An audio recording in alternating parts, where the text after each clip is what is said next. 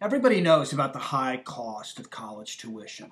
What you may not know is that it was recently reported that the highest tuition in the United States at a private college is Sarah Lawrence College in Bronxville, New York. It costs $52,000 a year to attend 1 year at Sarah Lawrence College. So let's take a 4-year education at Sarah Lawrence, and you've got a $208,000 tuition bill at the end of those 4 years. Now, I want to say that the important question here is not so much how much you pay for your college education.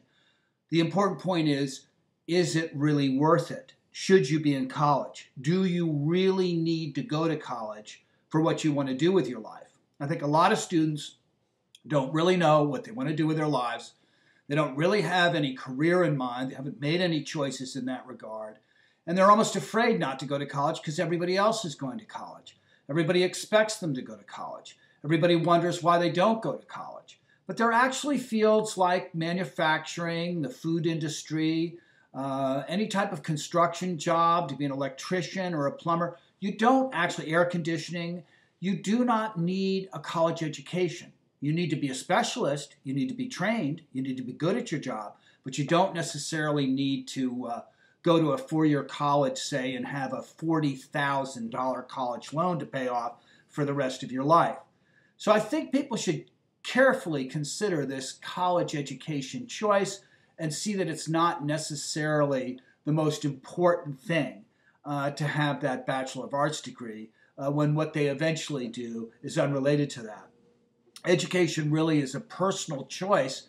It's an individual pursuit or effort towards a goal of becoming educated, and that doesn't necessarily require being in a college. You can do a lot about educating yourself, become an autodidact, as they say, like Abraham Lincoln and many other famous people who couldn't afford college. So I think the real issue here is how much money people are paying who should not be in college in the first place.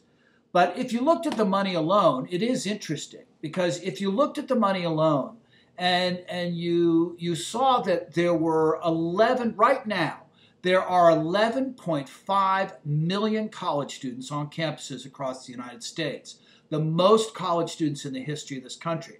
If you took, say, those 11.5 million students and multiplied by an average of, say, a $20,000 a year tuition, which is not that high, there are many, many, many colleges who have over 20,000, then you would have, I think, roughly $230 billion a year spent on college educations in this country.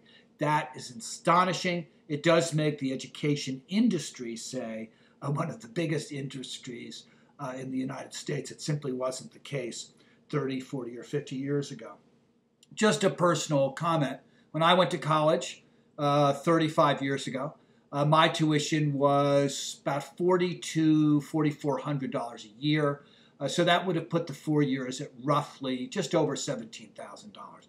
I am astonished. I cannot believe the cost that parents and students undertake to go to college in 2009.